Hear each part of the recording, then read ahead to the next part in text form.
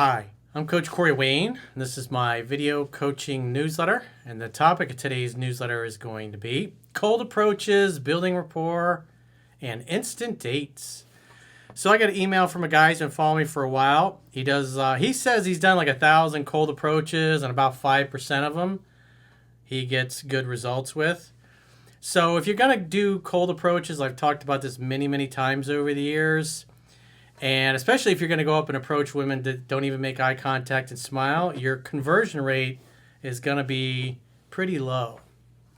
And so like 3 to 5%. In other words, if you approach 100 women that typically they might make eye contact and smile, usually what you get is about 10 to 12 dates out of that.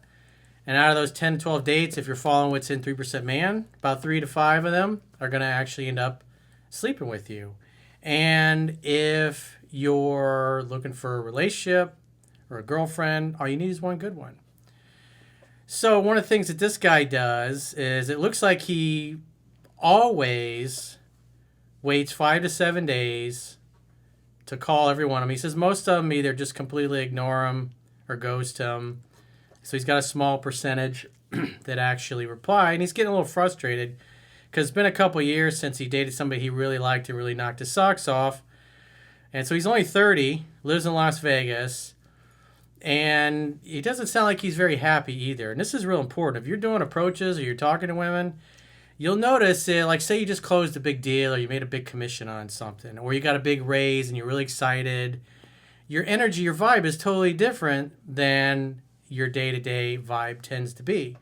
And so if you're going out and you're frustrated, or especially if you're going out and doing things that you don't really enjoy doing, like if you don't like going to bars, you're not much of a drinker, and you think, oh, well, I got to go to a bar to meet girls, and you hate doing those things, it's going to be all over your face. You're not having a good time. And women can feel that. They can sense that. You're not having a lot of fun. And so it's just not going to go well for you. So what you want to do is you want to put yourself in situations where you're really enjoying what you're doing. Life is going great. And I just did a video last week talking about the importance of getting to a happy place first. Because if you're unhappy and you've convinced yourself and you created a personal story that, hey, once I find a girl, then I'm going to be really happy, then it's a lot harder to meet somebody. And even when you do, once the honeymoon period and the infatuation wears off, typically 6 to 12 months later, you realize you're still unhappy. And when you realize you're still unhappy, even though you got a girl, even though you thought that's what's going to make you happy, then you start sabotaging that relationship because you realize your happiness is not really coming from her. Happiness is something that comes on the inside. It's something you decide. No matter what's going on in our life, we give the meanings to the circumstances of our life. We decide it's good or we decide it's bad. And if you're more often than not focusing on all the bad things or the reasons that you're not happy, it's going to be pretty hard to get. If you're not excited about your own life, how are you going to get a woman excited about being a part of your life? So first and foremost, you got to get to a happy place, especially when you don't have dog hair floating in your mouth when you're trying to talk. So with that, I mean, like I said, what this guy always does without fail is he always waits 5 to 7 days. I did an email a month or two ago for a guy's like, he got hung up on a 3-day rule, claiming that you have to wait exactly 3 days to call women. So this guy's like 5 to 7 days. But if you read the book and you're familiar with it, I did all the above. I did online dating that I wrote about. I did cold approaches, women I met at parties, women I met at events. So typically, if I met a girl and I'm single on a Thursday, I'm going to probably say something like, hey, I'll reach out next week, or hey, I'll get in touch next week. I don't tell her when. I just let her wonder. And then maybe Tuesday or Wednesday, I'm going to reach out and try to set a date for later in that week or maybe even on the weekend, depending on when she's available and when my schedule lines up for it. Very simple process. There's also other times where you're on vacation or whatever, like I wrote about my English girl. I met her in person. I could tell by the way she had looked at me the day before when we saw each other but weren't able to meet because she left early before the event ended. And I said to myself, you know what? I'm sure I'll run into her in the next week. We're going to be here for 10 days. There's like 3,500 people there. That's my intention. I'm sure it'll happen. If it's meant to be, what's meant for you won't miss you. And sure enough, the very next night, I'm hanging out with a female friend of mine, one of my platinum partners. We just got done with dinner, and we're leaving the restaurant, and there's my English girlfriend, or future English girlfriend at the time, Katie, standing there smiling at me, giving me the same googly eyes that she did the night before when we locked eyes. And I walked right over to her. I wrote about this in the book. And I said, hey, you were in like a couple rows in front of me last night. And she said, yeah, you were a couple rows behind. And she even described what I was wearing. So obviously she remembered me. That's high interest. It's unmistakable. If any of you guys watched the podcast I did with her a couple of years ago where she came by, we probably did, 5 or 6 hours where we just answer viewer questions. And even to this day, 18, 20 years later, there's still a lot of chemistry and connection between us. And you can see that on video. You can see that in camera. It's unmistakable. And that was one of the reasons why I obviously wanted to share that, because people have been asking for decades, basically. So she was nice to come by and talk and answer questions. And that's unmistakable. Attraction's not a choice. She already liked me before we even knew each other. So that's something important to understand. But I didn't get her number and say, hey, I'll call you next week or whatever. I didn't even get her phone number because she was from the UK. I'm from the United States. I'm not going to call her long distance at that point. And so I just said to her, hey, let's get together for dinner tomorrow night. I said, why don't we meet here after the event ends? And if I get her first, I'll get us a table. And if you get her first, you get us a table. And she says, great. I hugged her and I said, see you later. 30, 45 seconds was the total approach. But I knew she liked me. I knew she was into me. There was no doubt. It was all over her face. And again, 20 years later, you can see that kind of chemistry. It's not something you can fake. It's either there or it's not. And so sure enough, I went to, after the event ended the next day, I went to the same restaurant. I got a table that I could see the entrance. And about 5 minutes after I sat down, she came in and was looking around. I waved her. She waved to me, came over, we hugged, we sat there. And again, I wrote all about it in the book. And so in that particular instance, I talked to her for a total of 30 seconds. I made a date on the spot. We had the next date, and then we were always together after that. But that's the place you get to when you really understand this stuff backwards and forwards. So you got the idea is I put a lot of different scenarios in here. There were women I wrote about, that women I kind of knew through business, so we had met and interacted many times before, and they had boyfriends or whatever where they were unavailable. Then all of a sudden they get freed up, I'm freed up, and I made a date. I go pick them up. In that case, I might wait 3 to 5 days just because of logistics. It's not necessarily, oh, I'm going to wait a week, or I'm going to, like Dr. Love used to say, 5 to 9 days you should always wait. But if I'm meeting a girl on a Thursday and I'm busy the whole weekend, I'm going to probably say something like, hey, I'll get in touch next week or early next week and, see what your schedule's like. Maybe we can meet up for a drink or dinner or something. Very simple, just like that. And then, of course, the next week I'd get in touch, call her, and we'd make a date. So, but if you're on vacation, or like in that case, or at a seminar, it's the moment. If you're busy and you run into a girl in the middle of the day and you're doing something fun, say you're at like a wine and cheese festival or wine and beer festival or something like that, or like an Oktoberfest, and you meet a girl and you're talking to her and her girlfriends, you're with you and your buddies, and you're like, hey, we're going to go over here. Why don't you guys join us? And they come along and you continue to talk and you hang out most of the day. And then maybe her friends peel off and your friends peel off, and then it's just you and her. And then you take her home and you're hanging out and having fun and hooking up at your place. So you do an instant date, or you schedule a date the next day. So the book gives you many scenarios, many options. You don't want to be a robot, like in this case, and say, I must wait 5 to 7 days before I call or I text her, especially if he's meeting these girls in the street. He doesn't have a lot of rapport with them. So that's important. High interest and rapport is going to determine whether or not they reach out. If the girl ignores you when you text her 3, 4, 5 days later or the next day, well, she obviously wasn't very interested in you. She was just being nice, and she was giving you her number to get rid of you. And especially if you're going up to her and you're unhappy and you're frustrated and you feel like you're never going to meet anybody else, which is, as you'll see when I go through this email, the guy's clearly bummed that he hasn't met anybody already because he expected it to happen. So instead of having an abundance mentality, he's got a scarcity mindset. And so I suspect that when he is talking to these women, he's not very happy. He probably in the back of his mind thinks it's not going to work out. He's not really excited. He's not really enthusiastic. He's probably just kind of blah and bland. Whereas when I met my English girlfriend, I was having an absolute blast at this event. I felt elated. I was good. I was having a good time. She felt the same way. I was in a good place. She was in a good place. I was in a happy place. She was in a happy place. And it was just like, whoosh. It was beautiful. It's the way it's supposed to be.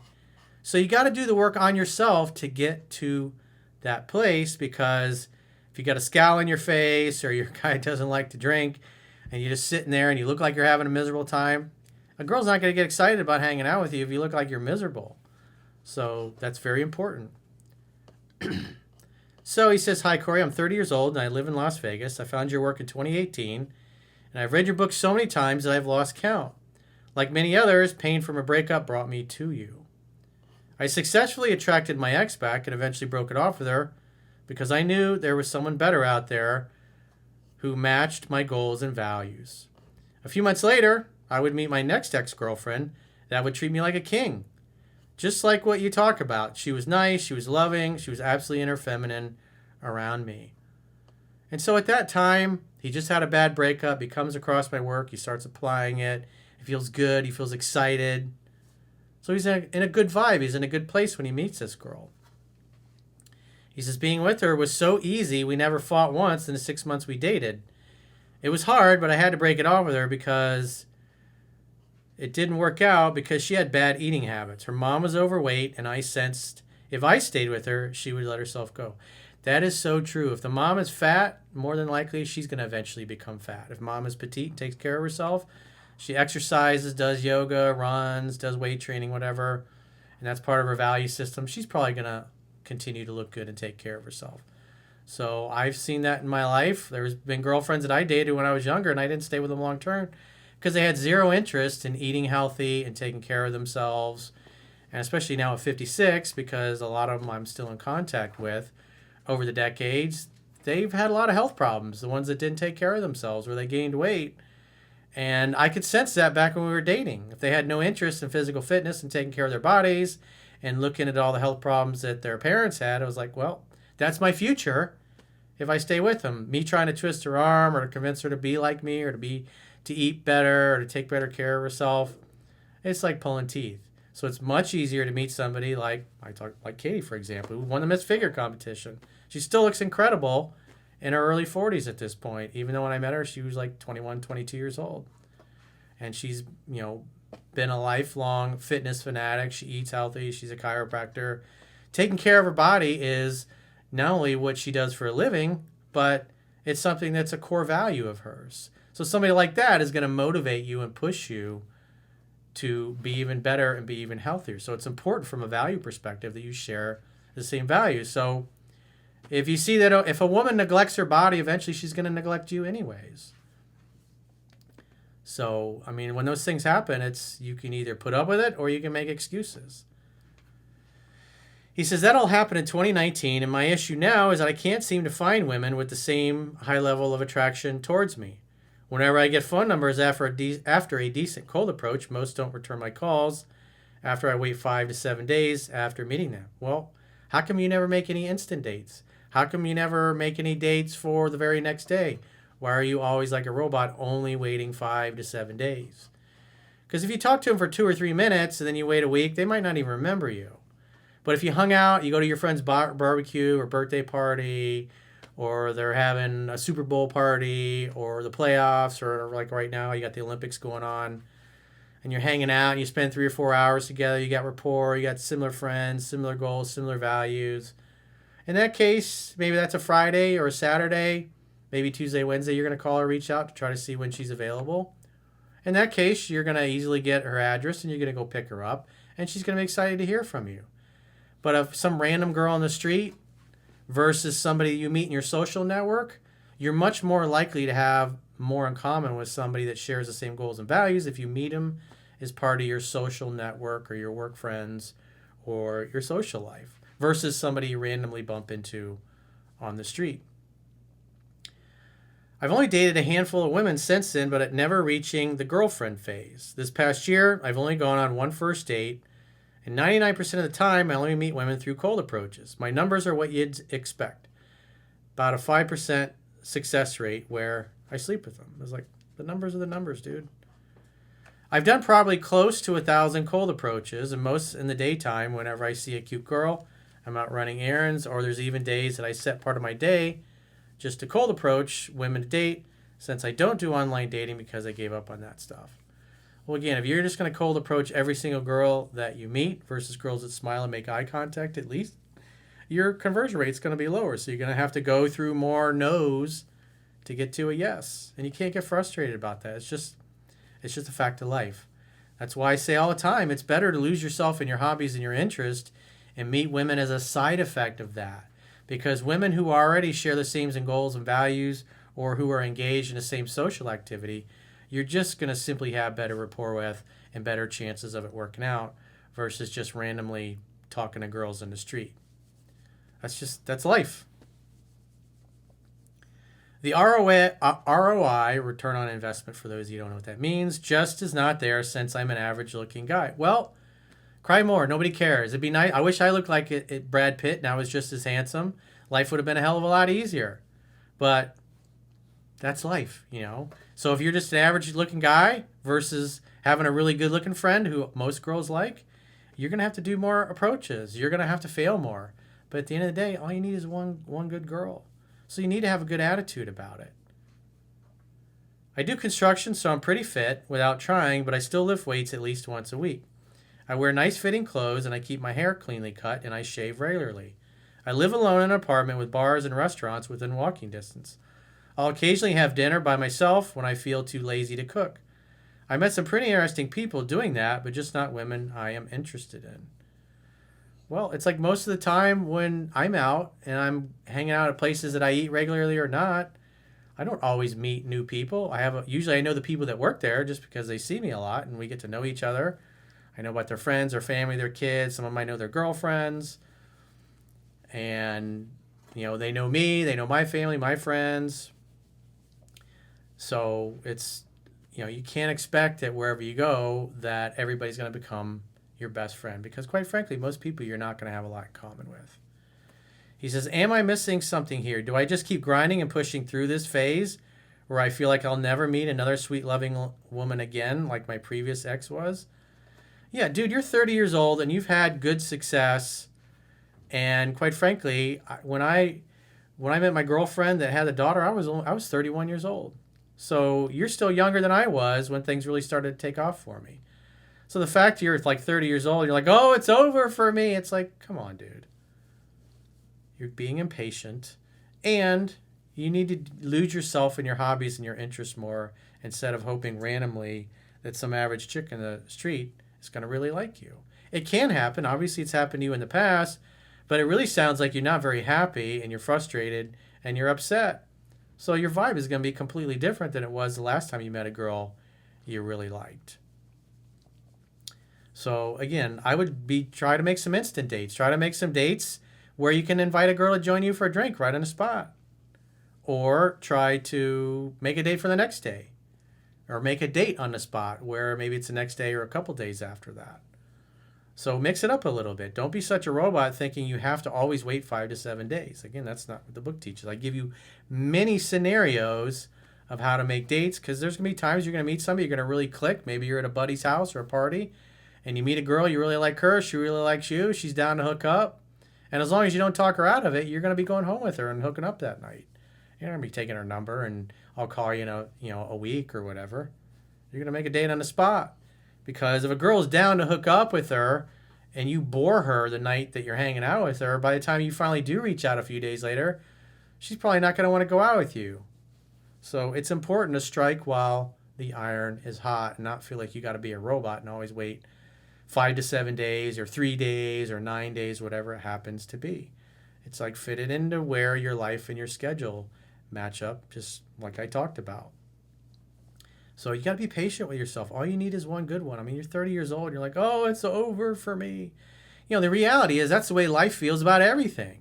Whether it's saving money or seeing your stock portfolio take off, or your business grow, or your career grow, or get raises, or moving up the corporate ladder, whatever it happens to be, or getting through college. It always seems like it's never going to work out and it's going to take forever. And that's the hard part about life, is learning to deal with that, learning to deal with the feelings like it's never going to work out. Because even though you feel that way, You still got to keep moving forward because there's nothing else to do. Life is going to pass. Time is going to go by. And eventually, we all run out of it.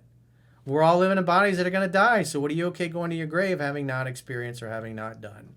So while you're still alive, you might as well keep grinding because quite frankly, that's all there is. As Ray Lewis said, grinding is my rest. It's just like working out. Do you always feel like you're going to work out? Like this morning, I ran 2 miles. I didn't want to run 2 miles. Like one of my dogs, little Elon, who's sitting in my lap here, I woke up and there was fucking diarrhea in the fucking kennel. And it was all over him. And it was on the floor. So I was like, oh, that's just great. Just what I want to do. Now I got to clean up fucking diarrhea. And I got to give him a fucking bath to get all the poop off of him. So it was like, that's my morning. Do you think I wanted to do that? You think I felt like running after I had to do all that? I was like, of course not. But I did it anyways because I had to. Because you got to grind. That's just the way life is.